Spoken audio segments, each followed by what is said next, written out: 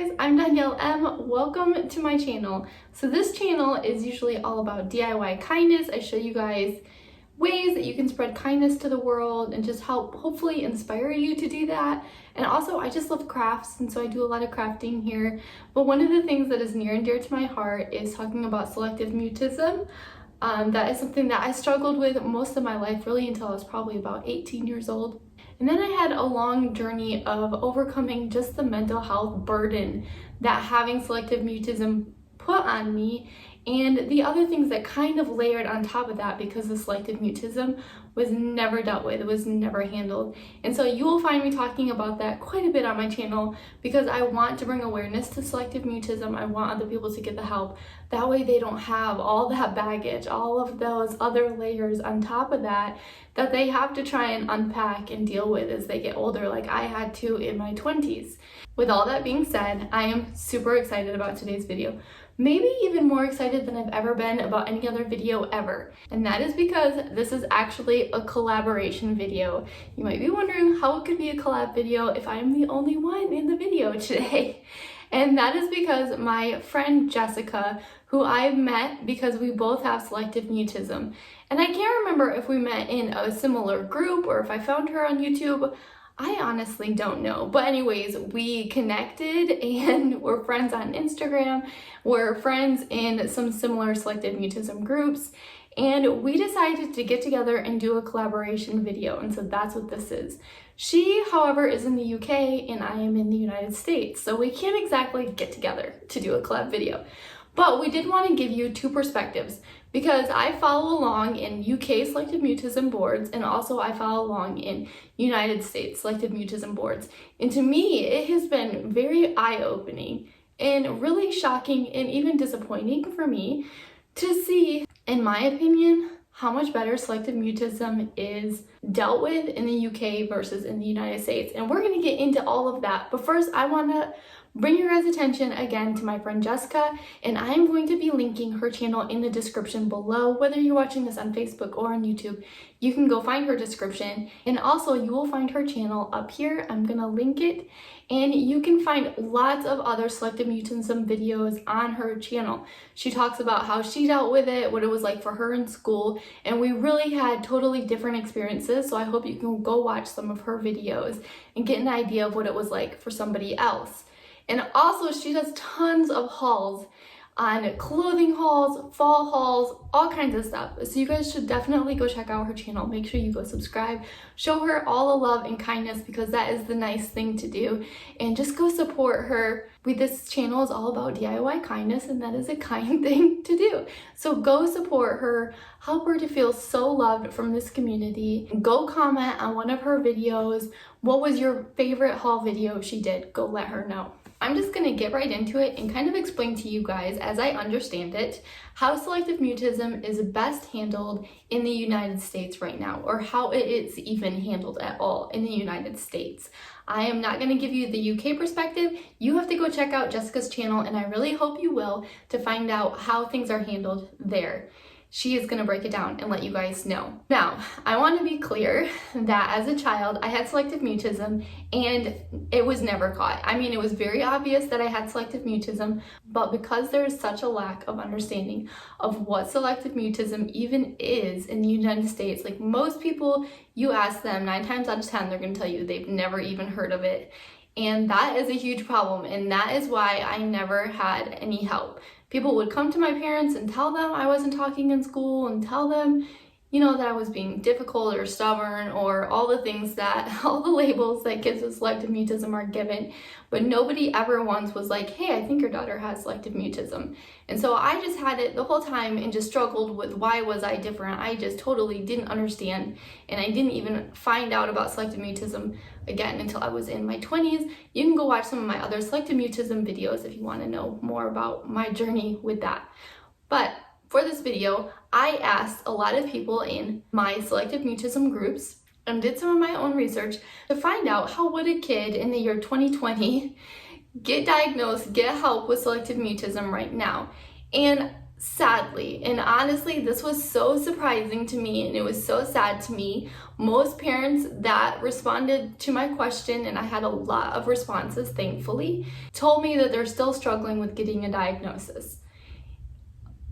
That to me is just mind-boggling and so sad, because it's so hard for kids in public school in the United States to go to school and to have to, they're expected to communicate, you're expected to read aloud, you are expected to do so many things that are so difficult for a kid with selective mutism, and it's so hard.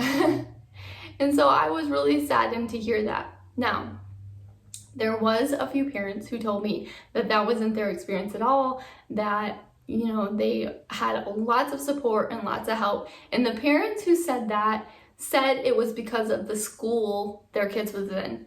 So I really want to stop and pause on that, and I think that that's really important. If your kid is going to a school, public school in the United States, the thing that was most helpful for kids who got early diagnosis and early help and are really thriving in overcoming selective mutism, those particular kids had amazing schools who just noticed that there was something wrong with this child, and that school was really the forefront in beginning the process of trying to help those kids get the therapy they needed, get the help they needed, get the support they needed.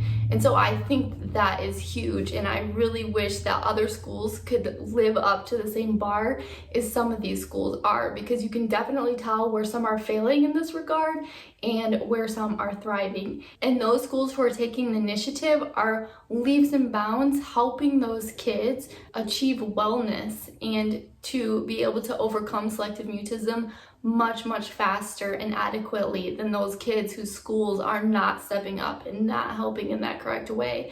And I know even for my own story, being in one school was very difficult for me, and then I ended up switching schools in the 7th grade, and that school when I switched was so much better and so much more inclusive in helping me overcome my selective mutism. Not that I overcame it, but they were much more understanding of who I was and accepting of who I was rather than the other school. So, number one, if you're not in a great school that's not helping, that's not understanding with selective mutism, then maybe think about switching schools. Maybe think about doing something differently, because I know for me it made a huge difference. And that was the number one thing that stood out to me when I asked moms and dads. It really came down to the school their kid was in. Now, if you're a homeschool, I am a homeschool mom, and so that wouldn't work for me, and that's understandable. That's not going to work for everybody, or maybe your school just really isn't that great. The number one suggested thing is to find yourself a selective mutism specialist.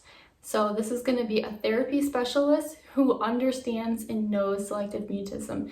Now, the problem is, from what I can see, that's not always easy to get.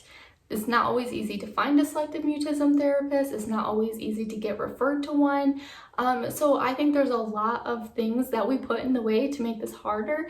And unfortunately, not all therapists are created equally. Not all speech therapists are created equally. And some of them totally just do not understand selective mutism still.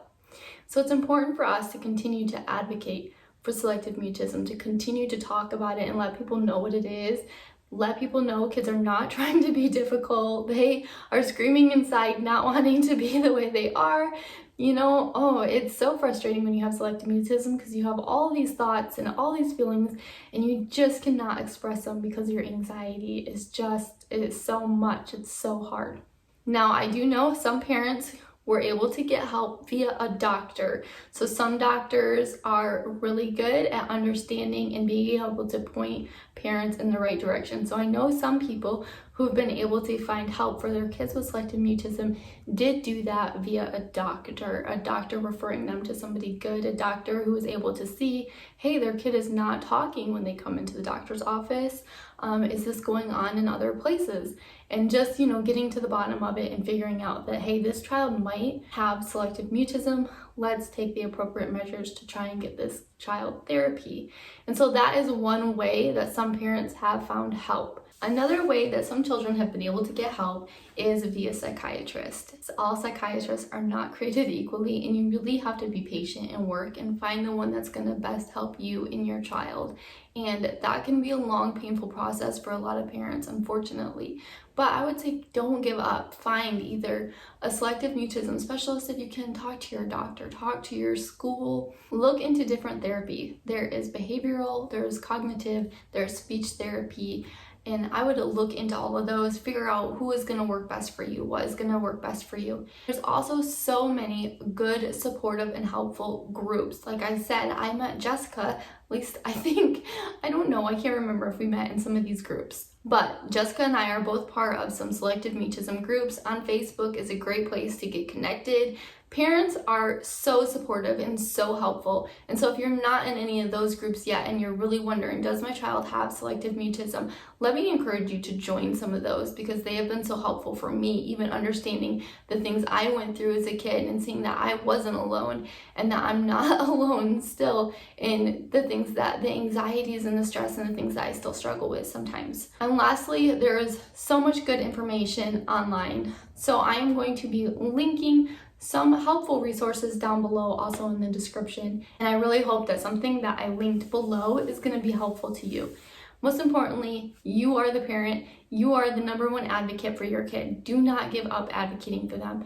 Early intervention is so important and so needed, and so is awareness of selective mutism. The more awareness we have with selective mutism, the more availability we will have in these resources becoming available and at our fingertips, and people not questioning us or questioning our kids or pushing us or pushing our kids into places that's really detrimental for their recovery and not helpful. Like a lot of people, you know, they think they're in the right place by saying, just make your kid do this, just force your kid to talk, or, you know, I think their intentions are usually good. They think that they're being helpful, but really it's so harmful to these children. And so we really need to get them the help and the advocacy that they deserve. So thank you for watching this YouTube video. I really hope that you found it useful.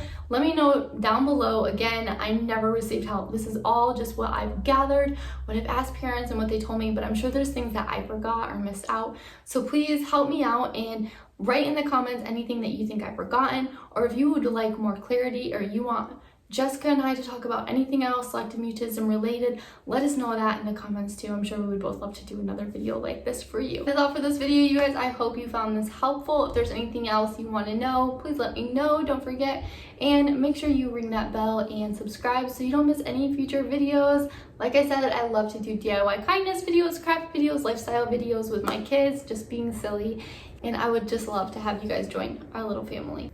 All right, bye guys.